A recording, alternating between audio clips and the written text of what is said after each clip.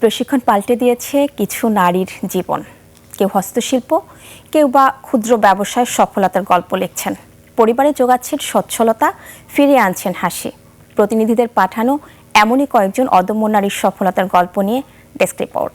Shea butter ও ভিটামিনে সমৃদ্ধ lily beauty soap, তারুণ্যময় উজ্জ্বল ত্বকের জন্য। খুশি খাতুন একসময় বেসরকারি চাকরি করতেন, পরে সংসারের প্রয়োজনে চাকরি ছেড়ে দেন, শুরু করেন মুরগি পালন।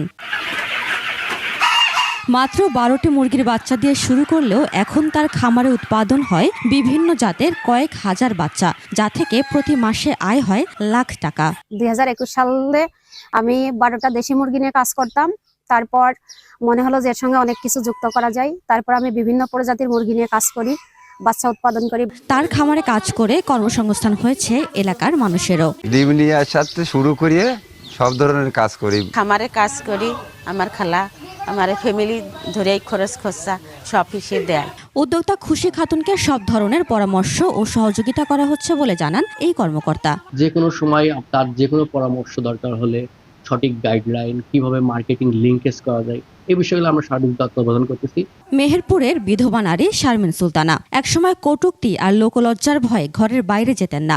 মহিলা বিষয়ক অধিদপ্তর থেকে প্রশিক্ষণ নিয়ে তিনি এখন সফল উদ্যোক্তা। ফ্যাশন ডিজাইনিং এর কোর্সটা করেছিলাম এবং এটা করার পরে আমি নিজে তো স্বাবলম্বী হয়েছি। আমি এটা করে বাসায় টুকটাক আমার কিছু আয় হচ্ছে, আর আমার দেখা দেখি আমার আশপাশে আমার পরিচিত যারা, তারাও উৎসাহী হয়ে আমার কাছে আসে। তার মতো আরো অনেকে কাজ করে হয়েছেন স্বাবলম্বী। শিক্ষণ নিয়ে এখন বিউটি পার্লার দিয়ে স্বাবলম্বন হয়েছি। সরকার আমাকে কিছু আর্থিক সহযোগিতা করছে।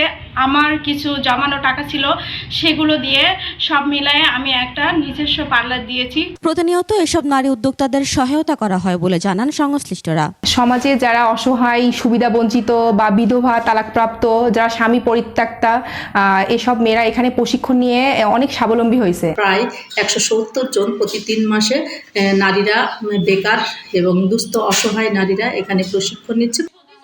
উপমা রায়, ডেস্ক রিপোর্ট, 21 টেলিভিশন।